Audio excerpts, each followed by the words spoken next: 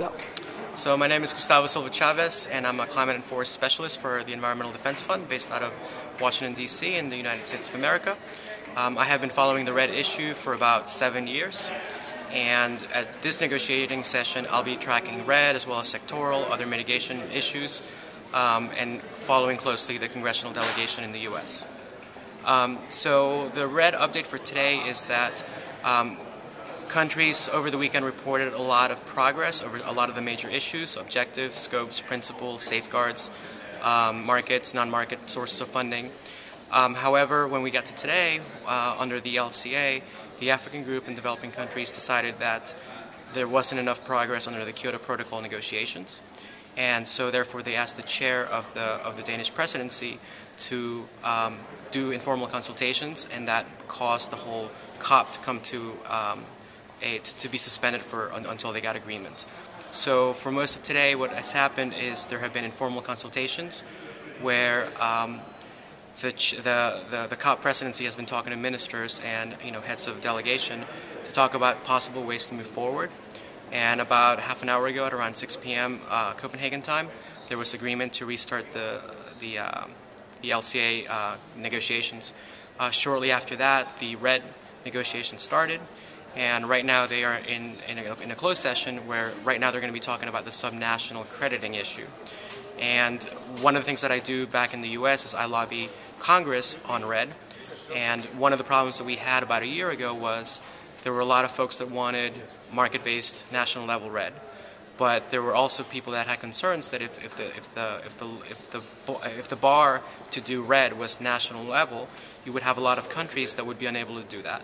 So in the U.S. context, there was a deal between some of the major environmental organizations and industry to allow subnational crediting for a limited time period. So in Waxman-Markey, which was passed, there is a subnational provision that allows RED subnational crediting for major emitters, such as Brazil, Indonesia, as long as these are state or province level reductions. For other countries, they get a 5-year window of subnational crediting, and if they're making sufficient progress towards a national baseline, they can apply to get an additional 8 years, I believe.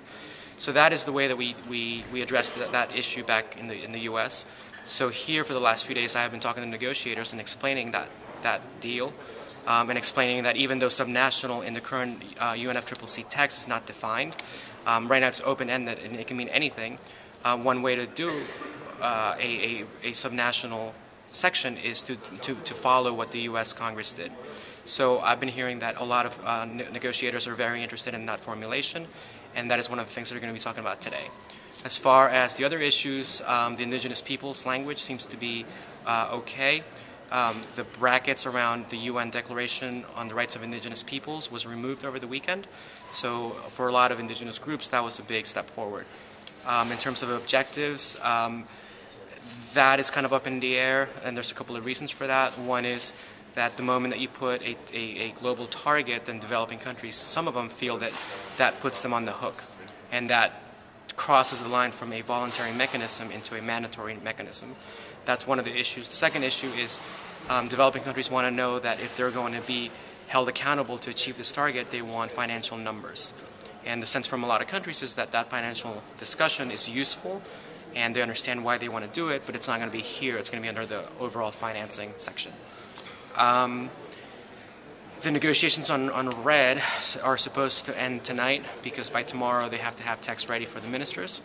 I think at this point it's going to be a long night tonight.